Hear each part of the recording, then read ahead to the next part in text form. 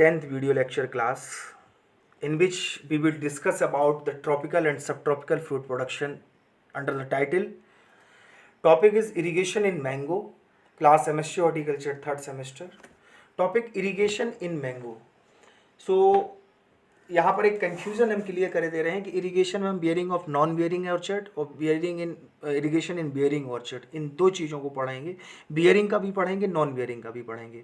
तो bearing orchard तक का एक वीडियो हमने बना दिया है 11 मिनट का, और बियरिंग ऑर्चर्ड से पहले तक का हम आपको इसमें समझाएंगे. तो क्या क्या आउटलाइंस है, किन किन आउटलाइंस को लेकर हम चलेंगे, तो वो हमारी आउटलाइंस रहेंगी. सबसे पहले introduction.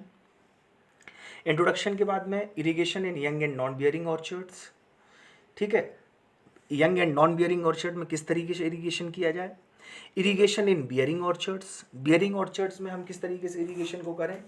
Irrigation in relation to root system, root system के संदर्भ में किस तरीके से हम इरिगेशन को करें.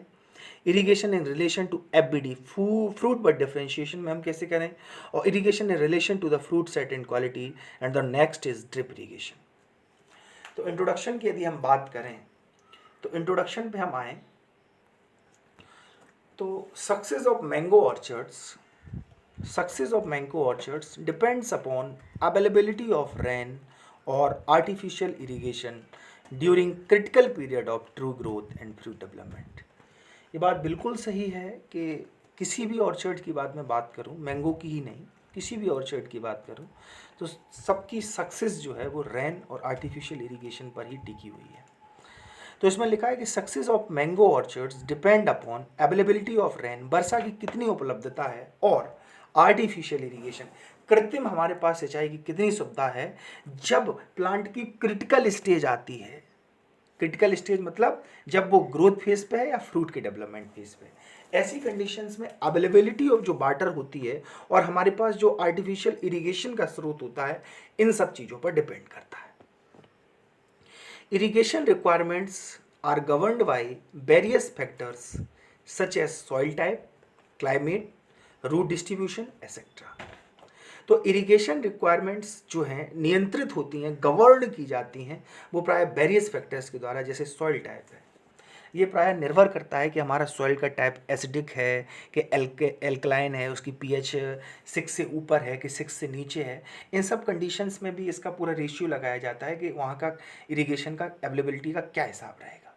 क्लाइमेट कैसा है, कि ट्रॉपिकल है कि सब ट्रॉपिकल है कि टेम्परेट है कि एरिड है, इन सब चीज़ों पे भी निर्भर होती है कि हमारा सिंचाई का माध्यम कैसा रहेगा, सिंचाई का तरीका कैसा रहेगा. हम यहाँ पर सरफेस इरीगेशन को देंगे कि सब इरीगेशन को देंगे, ठीक है, कि हम ड्रिप इरीगेशन के द्वारा देंगे कि स्प्रिंकलर के द्वारा देंगे. यहाँ पर इन सब चीज़ों को भी कैटेगराइज किया जाता है. There are some other specific characteristics of mango. There are some other specific characteristics of mango, and these characteristics should be taken into consideration to judge the irrigation requirement of mango.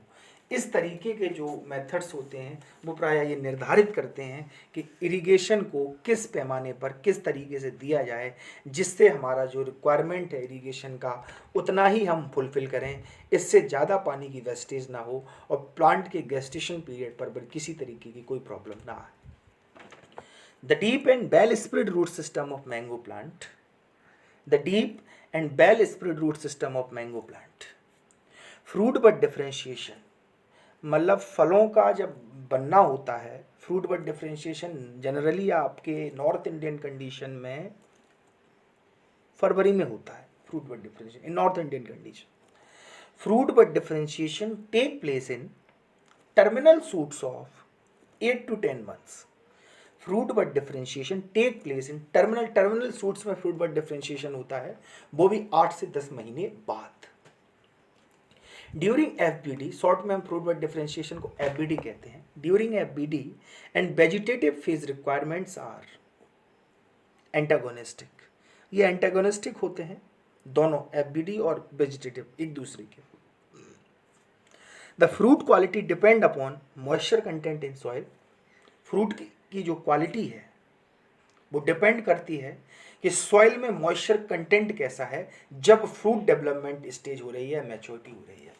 क्योंकि fruit bud differentiation, flowering और fruit drop, ये तीनों चीज़ें प्राय moisture के द्वारा ही regulate होती हैं. अगर सॉइल में अच्छा मॉइस्चर है तो प्रायः फ्रूट बट डिफ्रेंशिएशन भी अच्छा होगा। जब फ्रूट बट डिफ्रेंशिएशन अच्छा होगा तो इसके बाद की प्रोसेस होती है फ्लावरिंग। फ्लावरिंग की प्रोसेस भी अच्छी होती है। फ्लावरिंग अच्छी होगी तो पॉलिनेशन अच्छा होगा। पॉलिनेशन अच्छा होगा तो फ्रूट का डेवलपमेंट अच्छा होगा। फ्रूट अच्छे बनेंगे, मैच्योरिटी अच्छी आएगी। तो इन सब चीज़ों को अगर कोई रेगुलेट करता है तो वो है आपका soil moisture content presents in the soil. The irrigation requirements of young and non-bearing orchards. The irrigation requirements of young and non-bearing orchard differ from the bearing orchards. एक दूसरे से प्रायः विभेद में एक दूसरे से प्रायः बहुत दूरी रखते हैं बियरिंग और नॉन बियरिंग ऑर्चर्ड हर एक तरीके के कैटेगराइज में। नेक्स्ट यदि हमारा रहेगा तो हमारा रहेगा irrigation in non and young bearing orchards. Irrigation in non and young bearing orchards. The principal object of irrigation, जो वास्तविक उद्देश्य है सिंचाई का यंग और नॉन बियरिंग ऑर्चर्ड में। अब एक चीज़ को हम क्लियर कर दें, यंग बियरिंग ऑर्चर्ड का मतलब क्या होता है। यंग बियरिंग उसे तब तक कहा जाएगा जब से उसका हमने रोपण किया, प्लांटेड किया, प्लांट बड़ा हुआ, ठीक है। प्लांट बड़ा होने के साथ इसमें बड़ा होने के साथ साथ जितना भी ड्यूरेशन लगा 2 से 3 साल का, उसमें फ्लावरिंग स्टार्ट हुई, इसमें फ्रूटिंग स्टार्ट हुई। जब तक फ्रूट नहीं बना, फ्रूट बनने से कम 1 साल पहले की प्रोसेस को हम नॉन बियरिंग कहेंगे, क्योंकि उसमें कोई फ्रूटिंग नहीं है। जब फ्रूटिंग नहीं है तो वो नॉन बियरिंग हुआ, ठीक है। तो principal object of irrigation of young and non bearing orchards is to boost fast and vigorous growth of the plant. In initial stage, प्रारंभिक अवस्था में, in initial stage the root spread of the plant is limited. Primary stage पर जो जड़ों का फैलाव होता है पौधे का, वो प्रायः संकुचित होता है, वो लिमिटेड होता है प्राइमरी स्टेज पर। तो लाइट इरिगेशन, बहुत कम सिंचाई, लाइट इरिगेशन का मतलब कम सिंचाई, पूरा फुल फ्लो में नहीं। Light irrigation at frequent intervals, प्रायः 6 से 7 दिन के अंतराल पर, 3 से 4 दिन के अंतराल पर, is required to bed the soil. तो लाइट इरिगेशन जो फ्रिक्वेंट इंटरवल्स पर होती है वो बहुत मैंडेटरी है मृदा को गीली रखने के लिए, क्योंकि मृदा जितनी भी गीली रहेगी प्लांट की ग्रोथ एंड डेवलपमेंट उसी तरीके से बहुत अच्छी होगी। The non bearing tree 4 to 5 years of age, जो प्रायः किसी भी तरीके की फ्लावरिंग एंड फ्रूटिंग नहीं करते, जो नॉन बियरिंग प्लांट होते हैं, 4 से 5 उम्र की अवस्था में, are irrigated at weekly intervals. जो प्रायः बियरिंग नहीं करते प्लांट्स, जिनमें फ्लावरिंग फ्रूटिंग नहीं होती, जिनकी एज 4 से 5 साल की होती है, उनको हम प्रायः 1 सप्ताह के अंतराल पर सिंचाई करते रहते हैं, जिससे जल्दी से जल्दी उनमें फ्लावरिंग एंड फ्रूटिंग हो। The interval of irrigation depends upon tree age, soil and climate. ये बात बिल्कुल सही है कि जो इरीगेशन का इंटरवल है, प्रायः इरीगेशन का इंटरवल इस पर निर्धारित करता है कि ट्री की एज क्या है। मान लो उसकी उम्र 1 साल है, तो अगर 1 साल है तो हम वीकली इंटरवल्स पर उसकी सिंचाई नहीं करेंगे, हम उसकी सिंचाई प्रायः 15 डेज के इंटरवल्स पर करेंगे, क्योंकि उसकी रूट का जो साइज़ है, उसके रूट की जो डेप्थ है, वो उस तरीके की नहीं हुई जो वीकली इंटरवल्स के इरिगेशन को अपने आप में एब्जॉर्ब कर पाए। तो प्रायः 1 साल के पौधे के साथ हम सिंचाई का स्तर अलग रखते हैं, 2 साल के पौधे के साथ सिंचाई का स्तर अलग रखते हैं, 5 साल के पौधे के साथ सिंचाई का स्तर अलग रखते हैं। सॉइल, ये मैं पहले भी बता चुका हूँ कि सॉइल के हिसाब से भी हम सिंचाई करते हैं। हमारी मृदा एसिडिक है कि हमारी मृदा एल्कलाइन है कि हमारी मृदा सेलाइन है, हमारी मृदा का पीएच कितना है, पीएच 6 से ऊपर है कि 6 से नीचे है, इन सब कंडीशंस पर भी ये डिपेंड करता है कि हमें किस तरीके की उसकी सिंचाई करनी है। इसके बाद में क्लाइमेट, जलवायु पे भी निर्भर करता है कि ट्रॉपिकल कंडीशन में है हम कि सब ट्रॉपिकल कंडीशन में है कि ट्रॉपिकल और सब ट्रॉपिकल 2 ही कंडीशंस में मैंगो होता है। पर्टिकुलर नॉर्थ इंडियन कंडीशन में है, साउथ इंडियन कंडीशंस में है, कहीं कहीं साउथ इंडियन कंडीशन में 3 बार फ्रूटिंग होती है मैंगो में।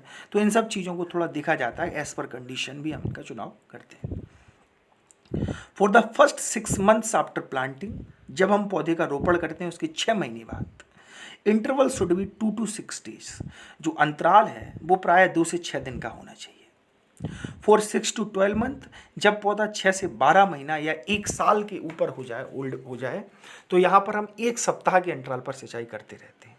करेक्ट, हम 1 वीक का इंटरवल बना लेंगे, इसके बाद हम सिंचाई करते रहेंगे यदि हमारा पौधा 1 साल का हो गया है तो। And 7 to 20 days till the plant attain bearing stage।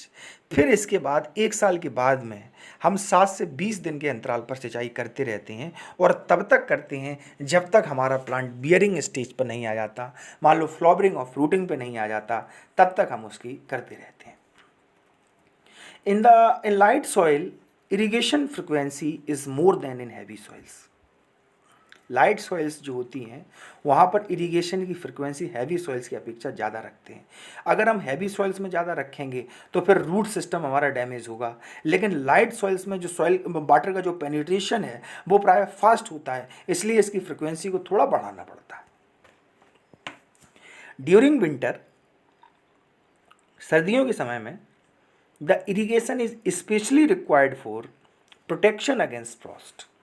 सर्दियों के समय में हम इरिगेशन को स्पेशली इसलिए करते हैं कि ये हमें पाले से या हमें कोहरे से बचा कर रखे, क्योंकि यदि हम पानी लगा देते हैं, इरिगेशन हम कर देते हैं, तो पाला और कोहरा का प्रभाव नहीं पड़ता। इन हैवी सॉइल्स, जहाँ भारी मृदाएँ होती हैं, इन हैवी सॉइल्स फ्रिक्वेंट इरिगेशन, आप समझना, फ्रिक्वेंट इरिगेशन यहाँ डैमेज कर रहा है और लाइट सॉइल्स में डैमेज नहीं कर रहा था। ये सॉइली सॉइल का तो अंतर है। In heavy soils frequent irrigation cause damage to root system and stem, so it should be avoided. तो हैवी सॉइल्स में फ्रिक्वेंट इरिगेशन को हम अवॉइड करते हैं। अवॉइड का कारण ये होता है क्योंकि वहाँ पर सॉइल का जो पेनिट्रेशन है कम होता है। ऐसी कंडीशंस में यदि हम फ्रिक्वेंट इरिगेशन करते हैं तो वो जड़ों को खोलने लगता है, और जड़ों को जब खोलने लगता है तो फिर प्लांट पर इफेक्ट पड़ता है। रूट सही से टाइट नहीं हो पाती, उनका डीप पेनिट्रेशन नहीं हो पाता, इससे प्राय इफेक्ट होता है। But the interval should not be too long. पर जो अंतराल है वो बहुत ज़्यादा नहीं होना चाहिए, क्योंकि ऐसी कंडीशन में यदि हमने अंतराल ज़्यादा कर दिया, एक क्राइटेरिया हमने बनाया है कि 6 से 1 साल का पौधा होगा, वहाँ हम 15 डेज़ के इंटरवल पर सिंचाई करेंगे। और यदि मेरा पौधा 1 साल से ऊपर आयु का हो गया, अगर आम का पौधा 1 साल से ऊपर आयु का हो गया, तो वहाँ पर हम 6 to 20 डेज़ के इंटरवल पर तब तक सिंचाई करेंगे जब तक उसमें फ्लावरिंग फ्रूटिंग तक नहीं होने लगती। यही चीज यहां पर लिखी है कि but the interval should not too long so that plant faces moisture stress and the growth and spread is checked. तो ऐसी कंडीशन में यदि हमने उसका ड्यूरेशन बढ़ा दिया, जो हमने आइडियल ड्यूरेशन बनाया था एज पर एज, वो हमने अगर बढ़ा दिया, तो ऐसी कंडीशन में हमारा प्लांट मॉइस्चर स्ट्रेस को सफ़र करता है और उसकी ग्रोथ एंड डेवलपमेंट पूरी तरीके से प्रभावित हो जाती है। तो irrigation in non and young bearing orchard में हमने आपको यही बताया, और बाकी इरिगेशन इन बियरिंग ऑर्चर्ड से सेकंड वीडियो में हम आपको बता चुके हैं। तो इसके साथ साथ ये आप देख सकते हैं, यही हमने आपको दूसरी वीडियो में बताया है। ये हमारे रेफरेंसेस हैं, I Kisan, mango protection and post harvest technology, Ankur Sharma, national horticulture board. Now thank you. तो आपके 2 वीडियो कंप्लीट हो गए, irrigation in respect to non bearing orchard and irrigation in respect to bearing orchard. इन दोनों वीडियो को अलग अलग कैप्शंस के साथ, अलग अलग पीपीटी के साथ हम आपके LMS अकाउंट पर अपलोड कर देंगे। आप इन दोनों को काफ़ी गंभीरता के साथ पढ़ना। सोमवार को हम आपकी क्लास लेंगे, उस सोमवार की क्लास में irrigation in bearing orchard and irrigation in non bearing orchard पर ही बात करेंगे। जब हम अगर कोई क्वेश्चन आपसे पूछें तो ऐसी कंडीशन में सबसे पहले आप जवाब देने के लिए होने चाहिए, क्योंकि वीडियो आपको 1 हफ्ते पहले हम अपलोड कर रहे हैं। तब तक के लिए नमस्कार।